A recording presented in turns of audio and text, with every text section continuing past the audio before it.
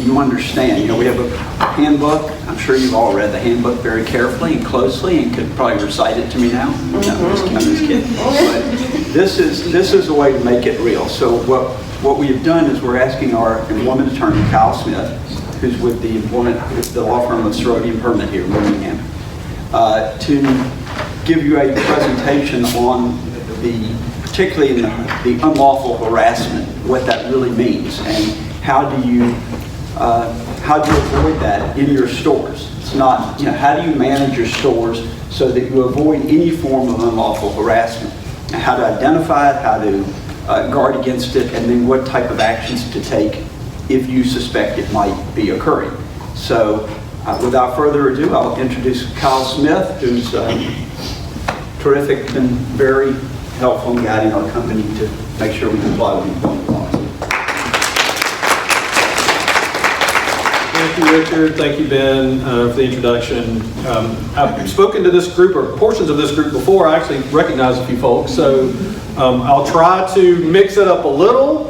Some of what you hear may sound familiar when you talk about these issues, legal issues, particularly harassment in the workplace. There's only so many different ways to say it, right? So it may sound familiar, but hopefully we'll keep it fresh. We'll have some ideas for you, some examples for you, things that will help you, as Richard said, when you're managing your store, to put yourself in a position to avoid these types of claims, to avoid it from happening in your store. But if it does, having some tools as to know how to deal with it, what you should do under those circumstances. So we'll get started. And so as we talk about what we're going to do here today, we'll start with a few basics, learning the basics of unlawful harassment. Some of that's just a little bit of the law. I realize I'm not talking to lawyers. Sometimes I speak to lawyers and they only want to hear about the law. When I talk to non-lawyers, they really don't want to talk about the law at all. They want to hear the practical stuff. But we're going to at least touch on the law so that we understand what law governs this type of situation. We'll talk a little bit about the policies. Richard mentioned that you guys have got a handbook, and it says some things about harassment in the workplace and what employees are supposed to do if there's harassment in the workplace, and what you're supposed to do as a manager if there's harassment in the workplace. So we'll talk about those policies a little bit. We'll move into the practical, talk about what is your role as a manager to help prevent harassment from taking place in your stores. You know, we're talking about preventing complaints. We want to prevent lawsuits. We want to prevent liability, but more than anything, we just want to prevent this from happening, right? It's not just that we don't want to get sued for this. We don't want to have a workplace where somebody is subject to harassment. So we want to be sure that you understand how to cultivate a work environment that respects all employees, where all employees feel respected. But if in the unfortunate circumstance we do have a complaint or a concern about harassment in our store, we want to be sure you know what to do, whether you witness something happen in your store, whether you hear something happen, or whether somebody specifically complains to you with a particular problem where they feel like they've experienced something. So those are the kind of things we want to address today. As I go through the day, feel free to ask questions. I'm happy to try to answer those. We'll have a few examples at the end that I hope that you'll have some questions or comments about. So one thing to understand is that the potential for a harassment claim, an unlawful harassment complaint, exists in every workplace, in every work environment. You may think to yourself, I'm a pretty good manager. I don't harass my employees. Why should I have to worry about having a harassment complaint from my store? But you've got to understand that harassment claims don't just arise necessarily from your actions. They may arise from the actions of the other employees at the store. They may arise from the actions of folks who come in the store, whether those be customers or vendors. And so even though you may think to yourself, I'm doing things the right way, understand that the potential for these claims exist in your store. What we've certainly seen is that sexual harassment claims in particular are at an all-time high in terms of EEOC charges being filed where folks are claiming sexual harassment. Now, if you want to ask me why do I think that's true, I don't think that currently there's more harassment in the workplace than there was years ago necessarily, but what there certainly is more awareness about harassment in the workplace. That awareness has come from things like education sessions like these, but also it's just come more from media, right? We've all heard about the high-profile cases where folks have been accused of harassment, particularly sexual harassment in the workplace. It's on the news, it's in social media. So because this awareness is higher, we're seeing more claims being filed. We're going to talk about sexual harassment today. Sexual harassment is just one form of harassment in the workplace. We'll touch on other unlawful harassment in the workplace based on race, religion, national origin, disability, those other things that are protected. But we'll also recognize that sexual harassment involves sort of what you might think of as overtly sexual behavior, some kind of sexual assault or propositioning, but it also involves a broader nature of things. People can make sexual harassment claims because they feel like they're being mistreated, harassed in some way based on their sex, even if there's no true sexual element of it. And we'll delve into that a little bit more as we go. Understanding that if we get claims of harassment, it can be costly to the company in a lot of ways. First off, it's not good for morale. It's not good for, you can have absentee issues based on harassment in the workplace. Reduce productivity generally, but then particularly you can get yourself in lawsuits, legal claims that will cost you time and could cost the company money, and we want to avoid both of those things. So talk about the law for just a minute.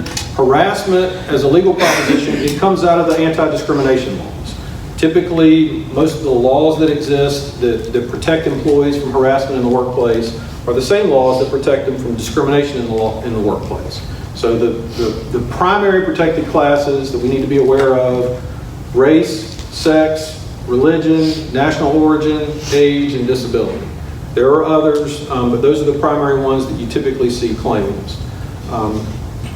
So as an employer can't discriminate against employees on any of these categories, meaning you can't hire and fire based on those categories. Also, these are the laws that protect an employee from being harassed in the workplace. They can't be harassed based on one of these protected classes. Harassment is really just a specific type of discrimination recognized by the law. A note in the parenthetical, we talk about sex discrimination includes or can include gender identity discrimination or harassment based on gender identity or sexual orientation. That is the approach we're going to take to that today, and it's the approach we're going to take to it as we run our stores. It's actually an issue that's before the United States Supreme Court right now. The United States Supreme Court heard arguments last week about whether the federal law that prohibits discrimination in employment covers discrimination or harassment based on gender identity or sexual orientation. So we'll have to see how that case turns out, but however it turns out, we're going to approach it as a business, as if we're not going to obviously discriminate or harass folks based on those categories as part of sexual harassment. So I'm going to try not to talk too much about legal terms. I think I told Richard beforehand, I'm not going to include any legal mumbo jumbo, but here I've got some right here on the slide. But these are the terms that apply, right? So sexual harassment comes in two categories generally. One is called quid pro quo harassment, and one is called hostile work environment. You don't necessarily need to understand the terminology, but I do want you to understand these two basic types of harassment. So I'm going to talk about it a little bit more. The one that is quid pro quo harassment is this idea of an exchange. It's the idea that in return for a job benefit, if you want a certain job benefit, a person with power may subject a person who doesn't have a power in the working relationship to some type of harassment. Meaning, if you want that promotion, if you want that raise, you're gonna have to go on a date with me. Or there's going to be some other sexual harassment in conjunction with that. This is sort of what I would think of as the old school sexual harassment. If you think of, did this happen in the workplace? Sure. Does it still happen in the workplace? Yes. But the idea that either if you want something, if you want a promotion or a raise, you're going to have to engage in a romantic relationship with your boss, or if you don't want a demotion or you don't want a pay cut, you're going to have to engage in some kind of romantic relationship with your boss. That's really what we're talking about here. And so if we put that into practice with real people, think if you saw in the news about Harvey Weinstein, a lot of stuff in the news about him, the idea that I'm a movie producer, if you want to be in my movies, you're going to have a sexual relationship with me. So when we talk about this sort of hypothetically, I'm talking about it in a real world situation. I mean, those are the allegations that are out there. Put it in the context of Matt Lauer. Everybody used to love Matt Lauer. Now we're not so sure, right? Because the idea of that he was a person in power at the network, and the idea that he might convince folks that they should have a sexual relationship with him because he could give them some benefit at the network because of his position of power. So that's the quid pro quo harassment. Now, you're the folks, sort of the people in power in your stores, so I feel pretty comfortable. I don't have, I've got a room full of people here that aren't going to engage in this. Y'all aren't doing these sort of things, but you do need to be aware of this type of harassment to the extent we have lower level managers or supervisors in the store. We need to be sure that, that no activity like this is taking place. Now, the type of harassment that you're more likely to run across, and the type that I see much more in the legal claims that I handle, is what's referred to as hostile work environment. And that's sort of this idea that a person who works in your workplace is subjected to harassment based on their sex or some other protected characteristic that's either severe harassment or it's what they call pervasive harassment. So think of severe harassment, it might be a person is subjected to one really bad thing, sexual assault in the workplace, or some other unlawful touching, some bad behavior that's severe and that's harassing based on sex. That's something the company could be liable for. The other word here is pervasive. So maybe it's not so severe. Maybe it's not as bad as a sexual assault or something so obvious. Maybe it's sexually offensive jokes, stories, pictures, something that maybe is a little more minor, but pervasive, meaning it's happening regularly. If someone in your workplace is regularly subjected to that, that can be unlawful harassment. So the second part of this slide is the part I want to focus on, which is the idea that if there's a hostile work environment happening, if there's sexual harassment happening in your workplace, the company can be liable for that if management knew or should have known about the harassment and fails to take appropriate action to remedy, right? So when I say management, the company can be liable if management knows about it. Who am I talking about? Anybody want to say? When I say management, I'm not just talking about Richard, I'm not just talking about Bill, I'm talking about all you folks, right? As a general manager, you're management. So if you are aware of harassment that's taking place in the store, whether that's through a complaint that someone's made or whether that's just what you've seen or what you've heard yourself, and you don't take prompt remedial action to remedy it, that's something the company can be liable for. So this is really one of the main points of this presentation today, is to make sure you understand that, and so hopefully we can help you to recognize harassment when it's taking place and then know what to do about it if you do see that it's taking place. If I can interrupt 1 second, what he's talking about is not just a possibility. It occurs. It has occurred. We have had a lawsuit because harassment happened in one of our stores, and not by the manager, but the manager kind of turned a blind eye and allowed it to go on. And that is the worst thing you can possibly do. So.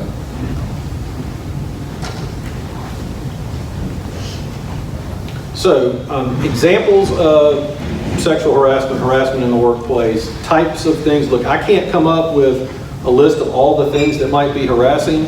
I see something new every day in my job, okay? But these are sort of the broad categories that you look at as the kinds of things that could amount to harassment in the workplace.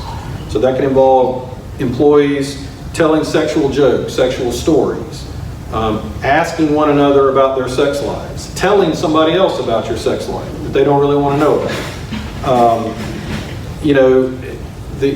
I've had cases that I've defended where really the whole allegation was female employee working in an office setting with mostly other female employees, but where the one female employee was offended by the other female employees regularly talking about their sex lives together, that she didn't want to hear about and that she complained about, but she said it wasn't remedied the way it should have been. So keep in mind, you might get close relationships with folks that work in your store. The employees that work in your stores may have close relationships together. They may be friends.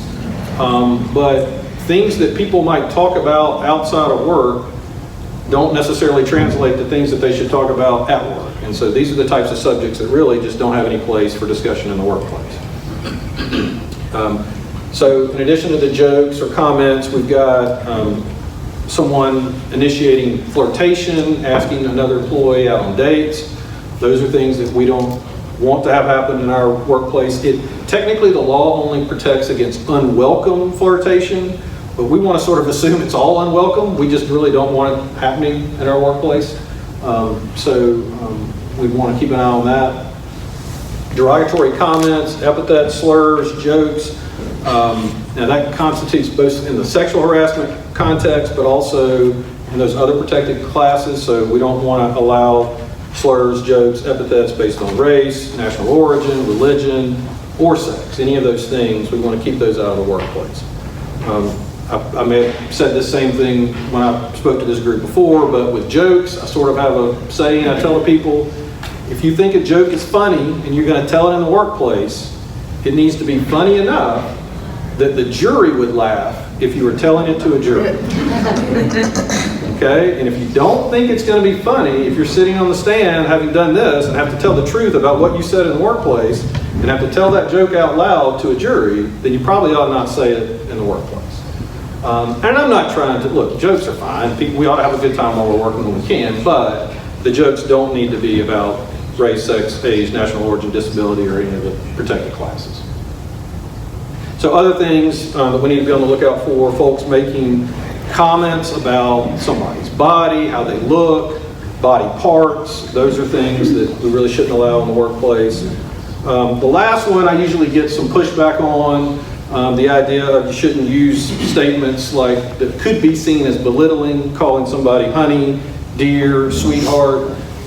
This is one that probably context matters, right? I mean, there's a particular restaurant I go to in town where the server calls me baby every single time she says anything to me, right? I'm not offended by that so much, but it's really not something we should do in the workplace, right? We don't need to use those kind of names to refer to employees. You can refer to employees by their name, right? Everybody's got a name. Let's call folks by their name. In addition to those verbal things we were just talking about, there's some sort of nonverbal acts that could be seen as sexual harassment. All of these, obviously, context matters, right? In and of themselves, they may not sound so bad, but when you combine some of them together, particularly, they can be. Staring or looking somebody up and down. I'm dealing with a case right now where that's an allegation that a male person to a female person stares at her, looks her up and down. So something just to be aware of. Blocking or impeding somebody's movement, right? So think about the idea of cornering somebody, sort of. The idea that first I'm cornering you, then I'm staring and looking you up and down. That would be inappropriate behavior. Following someone around inappropriately. Making sexual gestures. So these next two come up a lot in cases that I'm in. That includes displaying pictures, books, magazines, screenshots, things on a computer, emails or texts that are sexually offensive.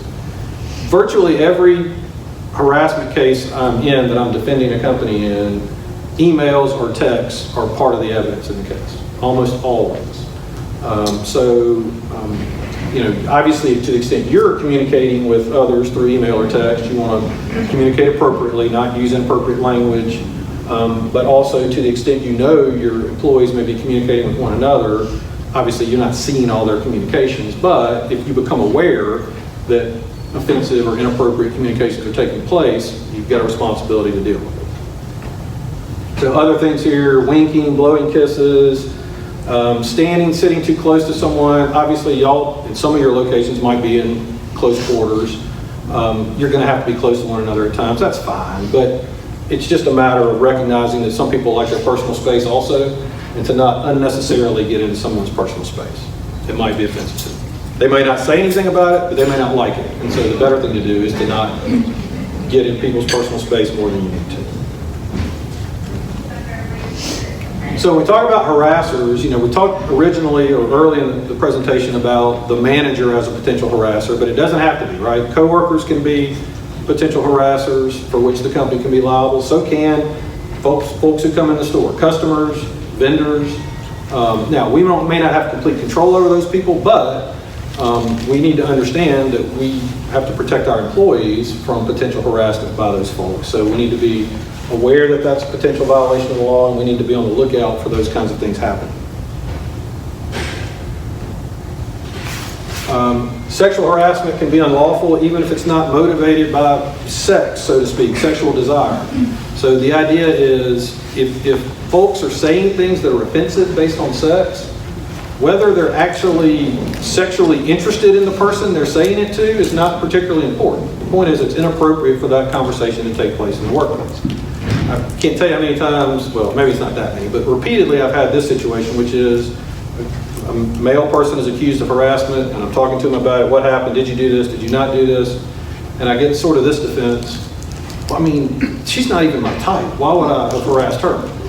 Right? Not my type is not a defense, right? If you say things that are inappropriate, do things that are inappropriate, it doesn't really matter whether you were actually attempting to have sex with the person. It's still unlawful sexual harassment. Gender is irrelevant in the context of sexual harassment. I mean, the harassment has to be based on sex, but still it can be a man harassing a woman harassing a man. It can be same sex. Men can harass men, women can harass women. If the conduct's inappropriate, if it's based on sex, it can be unlawful. Harassment, look, we're primarily concerned of what's happening in your store. I mean, that's your main purview, but you do need to understand that a person can have a claim based on harassment from another employee, even if it occurs outside your physical workplace, if it happens on a business trip, if it happens at a non-work function. If you've got employees who are gathering together at a non-work function, while again, you may not have control over that situation, it doesn't mean that just because they're out of the workplace, if one employee is harassing another and you find out about it, if it's reported to you, the idea can't be, oh, well, that happened outside the workplace, so I don't really care about that. All right? You still, two people that work for us that we do have control over, if they're engaged in inappropriate behavior with one another and we learn about it, we may have an obligation to deal with it. And again, as I mentioned, emails and text. A lot of times the nature of the harassment can happen through social media, communications, emails, text, things of that nature. If we have an associate, say the manager hires somebody and they friend request each other on Facebook, and the manager notices on their Facebook page things that are racially offensive or sexually, whatever it might be, is that considered a complaint that the manager could make about the associate? Because it's their own personal, am I wording it correctly? It's their own personal page. Yeah, I mean, so if we learn that, so yeah, this is a tough one to deal with, right? So if we, either because we happen to be Facebook friends with someone, or we learn through somebody else that one of our employees has got offensive material on their own social media feed. And in particular, if we know more than one of our employees is engaged in that communication, or that one is friends with the other, so that they have access to that feed. What, if anything, can we do about it? So this is going to be one of those where I hate to answer a question on the front end with, don't do anything on your own until we talk about it, but it's one you'd want to run up the chain a little bit before you went and actively did something about it, because it's not so much free speech concerns, but there's some things that are protected under the National Labor Relations Act. You have to be careful about going out and affirmatively taking action against employees based on something you just see on a page. But if it becomes known to us, let's say that one associate says, I'm friends with this other associate, and you wouldn't believe the stuff that's on their page. It's really offensive. Now we've got a situation we've got to deal with. We've got a person who's telling us they're offended by something another employee's doing, and I think we would be in a position there to deal with the situation in some way, investigate it further, and then make a decision as to what action, if any, we need to take. But don't ignore it.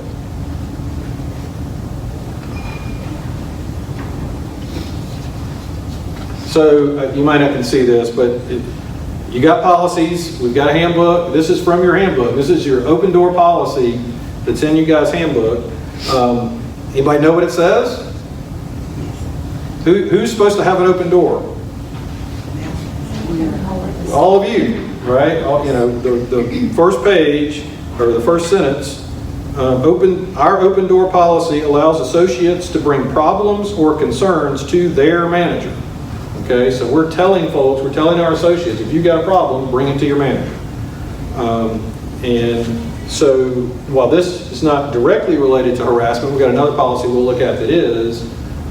Just understand, as part of your role, we're telling folks if they have problems that they should come to you with them, and there's a corresponding role that goes with that, which is if we're telling them to come to you with the problems, we got to be prepared to deal with those problems when they come. And so that means either you deal with it yourself if it's the kind of problem that you can deal with it, or if it's the kind of problem that you need help with, you go up the line to your regional manager. If it's something you could go to corporate HR about if you need to, but understand that that's part of your role as a manager. We've got equal employment opportunity policy, which lays out those protected classes we've talked about, things we're not going to discriminate based on. And then we've got a particular policy that prohibits harassment. And it's a nice detailed policy. A lot of the things it says are some of the same things I'm saying to you today in terms of the types of things that could be unlawful harassment, types of things that we're not going to tolerate in our stores. Again, like the open door policy, though, it starts, or maybe not at the beginning, but towards the end, it makes it clear that if an associate believes that they have been subjected to harassment, that they're supposed to take that to their general manager. And when that happens, when a complaint of harassment comes to you, you absolutely have a responsibility to deal with it as an employer. You know, it may be that the complaints that employees come to you with under the open door policy that aren't harassment complaints, aren't discrimination complaints, a lot of those you might could handle yourself, right? Depending on the nature of it. But if we get a harassment complaint from an employee where we believe that it's a discrimination or harassment complaint, we need to understand we probably need a little help with that. So you want to be sure you involve your regional manager in those types of complaints when you get them. Other things you can do as a manager to try to prevent those complaints from happening. The number one thing is you be a model of good behavior yourself. All those things I said earlier that folks shouldn't do, the jokes you shouldn't tell, the pictures you shouldn't look at, the comments you shouldn't make, obviously that starts with you.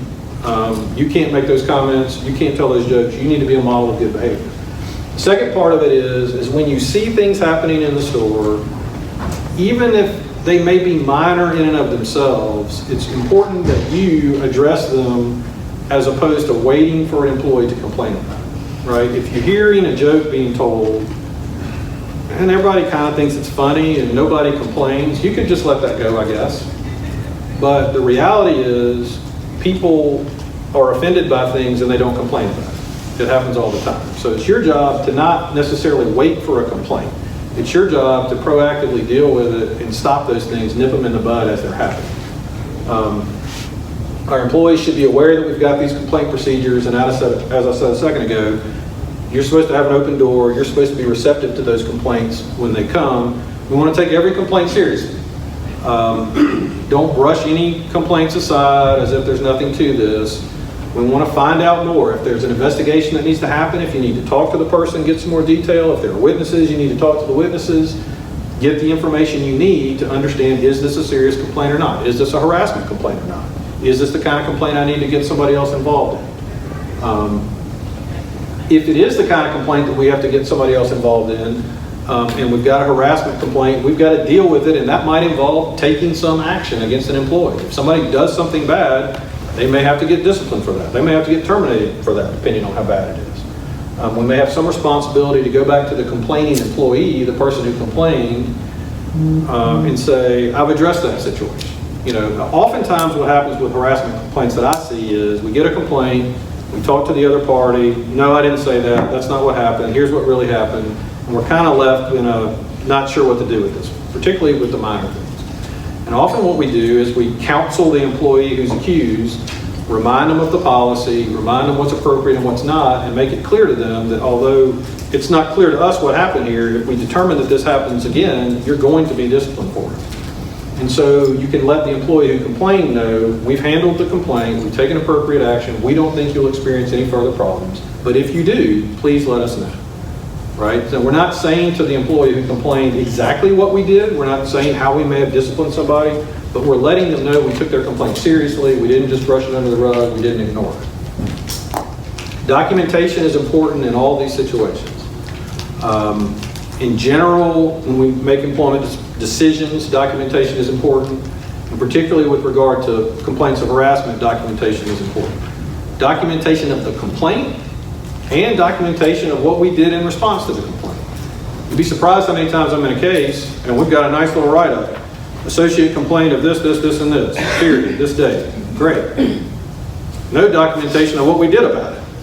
So then when it's a year later, or 2 years later, and we're in a lawsuit, we say, well, we dealt with that complaint. We interviewed witnesses. We talked to them. We took disciplinary action.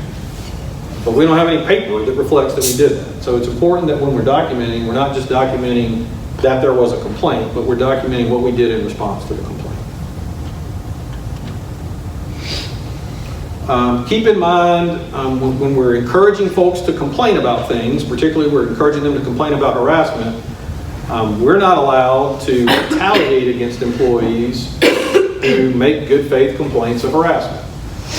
Now, oftentimes the complaints of retaliation I see are more dangerous claims than the actual harassment complaint. The person makes a kind of minor harassment complaint, not the kind of thing that would subject us to much damages or any liability, but after that, that employee starts being treated poorly. Or maybe before that they got great performance reviews, after that they get terrible performance reviews. Before that they've never been disciplined, afterwards they get disciplined the first time they do something wrong. So now it doesn't mean that a person who complains of harassment has some true special protection. You can still discipline an employee who's complaining, but you need to be sure that the discipline you're administering to that employee is the same that you would have administered to any other employee. And they're not being singled out or treated differently because they made that harassment complaint. All right, so I've got a few little scenarios here. I'll actually just read them out because I don't know, I guess y'all can probably read that pretty well, but now it kind of will cover a few of the different situations we discussed. So here's one, this first one. Brandon makes comments to his assistant Kimberly about how nice she looks and how attractive she is. Kimberly doesn't respond to Brandon's remarks. She doesn't say anything. Later, Kimberly requests a raise. And Brandon says he'll consider her request, but he suggests that they go for drinks and dinner when work is over so they can talk about it. Let's go talk about your raise. Let's go have drinks. Kimberly makes it clear she'd rather keep their relationship professional. Brandon says, no problem, I understand. A few weeks later, though, Brandon tells Kimberly her request for a raise has been denied. Kimberly asks why. Brandon says, well, if you've been more cooperative, your chance for a raise would improve. Kimberly says, what does that mean? Brandon smiles and says, you're smart. Figure it out. All right, so this one seems kind of obvious, right? What did I just describe?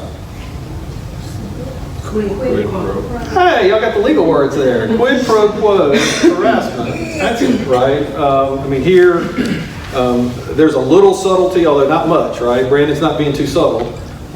He's essentially trying to condition a job benefit on some kind of romantic relationship, and that's obviously illegal, inappropriate. Obviously, if Kimberly's put in this position, she, even though Brandon is her supervisor, she needs to complain about this to make a different level supervisor or HR aware of it. And in fact, the earlier she does that, the more likely this can be nipped in the bud. That's why we want to encourage complaints from our employees when they have a legitimate complaint. All right, so maybe this one will be closer to home, I don't know. Kelly hates it when her cookie oven breaks down. Don't we all hate it when our cookie oven breaks down? But she particularly hates it because the repairman that always comes out to her store stares at her and makes uncomfortable comments. She doesn't really know what to do. She's afraid if she complains, nothing will be done because this guy doesn't even work for the cookie store. So what should she do? What should Kelly do? See her report it. Right? I mean, she should understand that she should go to her boss and report that this is happening. Now, if you're her boss and she comes to you with that complaint, what are you going to do? Call their boss. Mm-hmm. Right, that's right. You've got a responsibility for your employees, and there's nothing wrong with reaching out to their boss This is your vendor, right? This is something we've asked to come into the store. We're going to say to them, you're not going to be able to keep coming in our store if you've got your employees coming and treating our employees inappropriately. So you need to help us make that stop. And they can, the easiest way they can make that stop is by sending a different person. We may or may not have to demand that, but certainly we got to address it in some form with the manager of that vendor.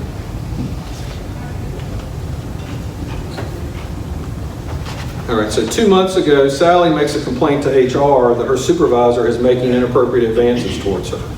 After making the complaint, she starts feeling alienated. It feels like folks who used to go out to lunch with her aren't going out to lunch with her anymore.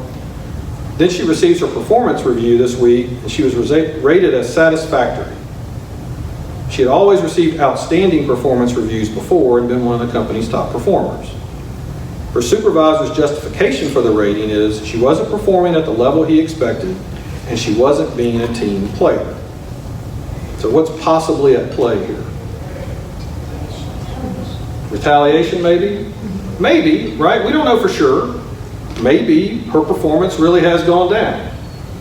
But there's two issues that I think I want to point out here. First, the idea of she complains and then suddenly coworkers aren't going to lunch with her. Now, that's a minor thing maybe, but do the coworkers know anything about this?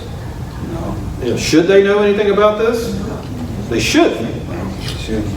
So maybe there's a confidentiality issue here, right? If we get a complaint, we want to try to keep the complaint confidential to the extent we can do so. Now, I'm always careful about this, and you want to be careful if someone complains to you about saying to them, oh, we'll keep this completely confidential, we won't tell anybody.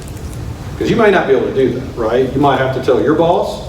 In order to investigate it, you may have to ask questions of folks. But what we will do is we'll try to keep it as confidential as we can while still appropriately investigating the complaint. So if this, maybe or maybe not the coworkers are retaliating, but as the manager, we want to be sure we don't tell anybody who doesn't need to know about the complaint. And then with regard to a performance review after someone has complained about harassment. So I don't know how her performance was afterwards, but I know one mistake the manager made here, saying she was no longer being a team player. Because I know how that's going to sound in front of a jury, right? She just complained about me or about someone else, so she's not a team player. Now, they'll say, well, no, that's not what I was talking about. I was saying because she didn't come into the meeting we needed her to come into, she wasn't being a team player. But that kind of language, not being a team player, would certainly be used in this case to say she's not considered a team player because she went against the team by complaining. So you want to be careful with language like that, particularly for somebody who's made a complaint. All right, so I got a few more what should you do kind of things. So what should you do if an associate tells you that another employee keeps asking her out on dates, but don't worry, she's going to handle it herself? What do you think you should do in that situation? Let her handle it herself? No, you should still investigate it since she made a complaint anyway. That's it. I mean, so I run into this one pretty regularly where, and I run into this at my own office because I'm kind of a person someone could complain to. Someone says, hey, I need to tell you something, but I need you to promise me you're not going to tell anybody about it. Okay, so don't tell me, right? Because that's not how it works. I want you to tell me what you need to tell me, but you need to understand I'm going to have to deal with it however is the appropriate way to deal with it. And so if a person says they're going to handle something themselves, you can't really just let them do that. I had this sort of exact situation. So we were in, actually it was like a hotel setting. My client was a hotel where the female person was like the breakfast server and the male was a dishwasher. And so the female complaint was, so-and-so won't pick up my dishes. And he kind of jokes with me that he'll only pick up my dishes if I go out. Don't worry, I don't want you to do anything about it. I just wanted you to know. This particular employer, who happens to be my client, didn't do anything about it. She said, don't do anything about it. We didn't do anything about it. Well, fast forward about 6 months, and she files an EOC charge that says, dishwasher said he wouldn't pick up my dishes unless I had sex with him, and he groped me, and he said this bad thing, and he said this really offensive thing, and it was a very serious sexual harassment. Now, my employer's response was, well, she didn't tell us any of that. She just said he wasn't picking up more dishes. So what were we supposed to do? The answer is, you had enough information that you should have followed up. Now, it may have been possible that you followed up and she didn't tell you anything else. It may have been possible you followed up with the guy and you didn't get any information and there was nothing more for you to do. But you can't just ignore the complaint because someone says, I'll handle it myself. Okay, these next couple ones, maybe these are easy, right? You overhear two employees talking to each other about their sex lives. What should you do about that? Shut it down, right? It might be uncomfortable to have a discussion about that while they're having a discussion about that, but we can't worry about that. We need to shut that discussion down. That's not appropriate for the workplace. Hey, we're not talking about that here. Shut it down. And if it keeps happening after you've tried to just shut it down, then you may accelerate that. Instead of just a, hey, don't do that, it needs to become more formal and disciplinary matter. If folks are continuing to do things like that after you've told them not to.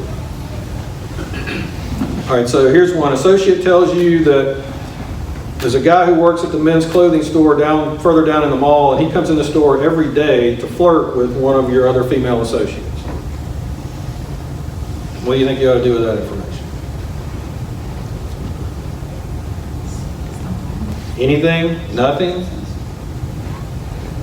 You know, it may not be a big deal, right? He's flirting with her. Maybe she's flirting back. Maybe it's not unwelcome. Maybe he buys a cookie every time he comes in. He's a good customer. But when you hear that, you ought to have some alarm bells going off a little bit. Like, right? If this person went to the trouble of telling you about it, it might be something worth worrying about. You might want to go talk to that associate who didn't complain herself, but who somebody else told you about it, and make sure everything's all right. Right? Is there any problem with this guy who comes in all the time? Is he bothering you? Is there anything we need to do about that? Just check on it. See if it's a problem. If it's a problem, you address it. It may be that it's not.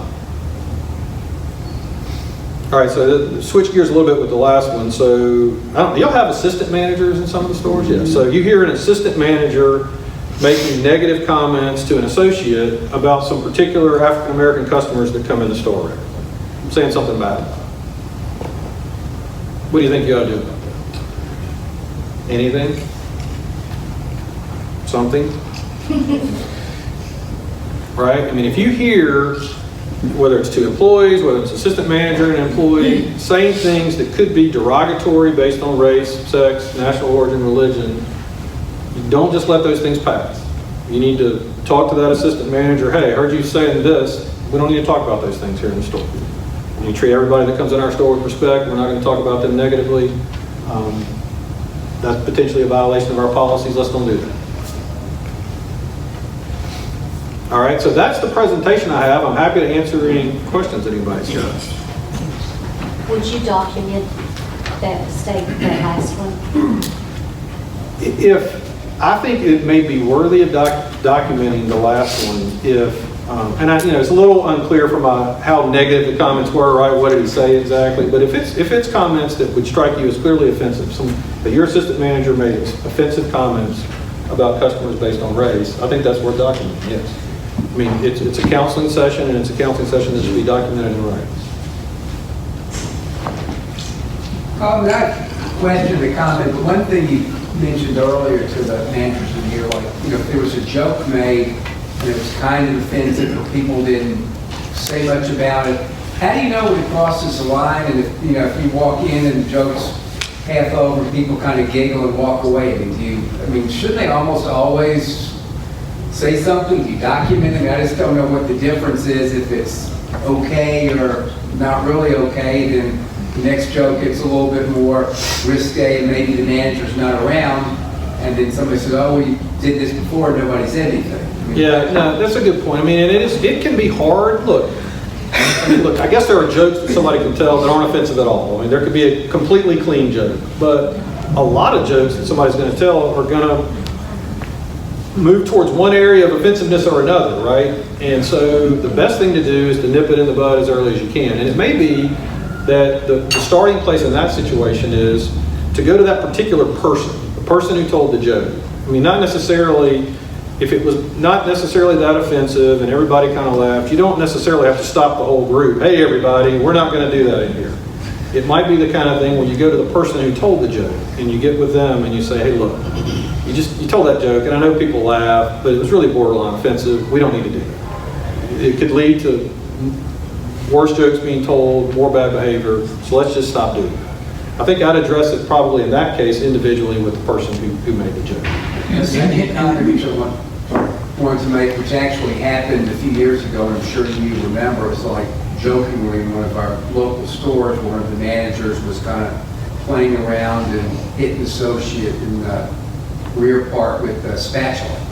And it was kind of like at the time, they were joking like thing, and I know we ended up having to pay a lot of money for that. And it was, I'm sure there are other funny type incidents that people think are cute that end up not being so cute. Yeah, and so I didn't focus too much in this presentation about touching, but I'm glad you asked that question because I talked about getting in people's personal space. Well, this is obviously one step further than that.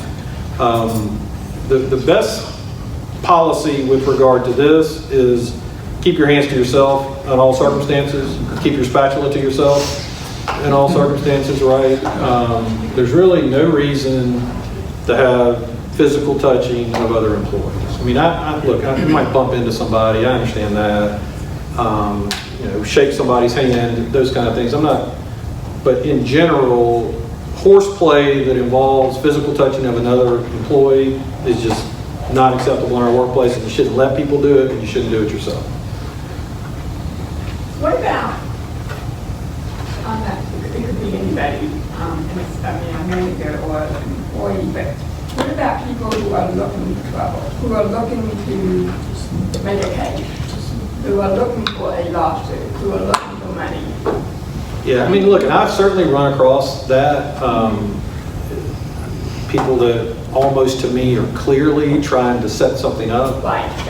I had a case, it's not sexual harassment, but I had a case where a guy claimed that he was complaining about a wage and hour violation and he got fired because of that, where he invites the manager over and he's got his phone put somewhere where he's videoing it, although all you can sort of see is their legs, and you can hear everything that everybody's saying, and the things he's saying are so obviously an invitation to get the guy to say something. You mean you're trying to tell me that I just complained about my pay and now you're coming over here to tell me you're going to fire me? As if he's speaking right into the microphone.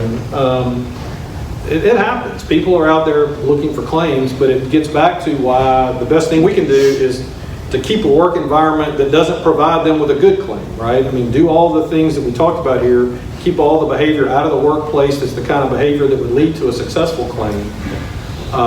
You got to be careful about thinking this person's just out to get me. There's people that are taking notes every day about what happens in the store themselves because they're looking to build a claim. But the best thing we can do really in those circumstances is just treat everybody fairly, subject everybody to the same basic rules and procedures, and stop this behavior whenever we can. I think the one thing too to remember for us, and it's been said here a lot, is a matter of just documentation of what that is. What I love about Talent Reef is the ability to put notes in, right?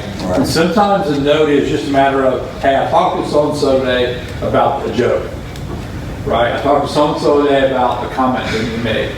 All you're doing is just documenting that you had a conversation.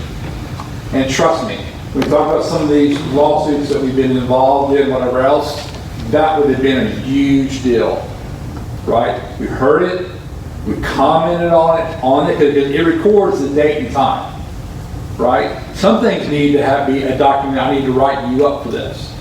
Some things just a verbal warning. But other times it's a matter of you just having somewhere where you're just keeping track of what's happening. Trust me, that could make a profound difference in what we do as far as lawsuits go and those kind of things. Just track those things in Talent Reef. It's always there. And they can't see the notes. Do the employees have access to reading that in Talent Reef once you put something under notes? It depends on where you put it. You can follow up that later. I did want to sum up those people, but I want to thank Kyle for being here. Great presentation. I hope all of you understand the most critically important aspect of your job as far as deterring these types of claims is to make sure you identify if anything occurs and you take action immediately.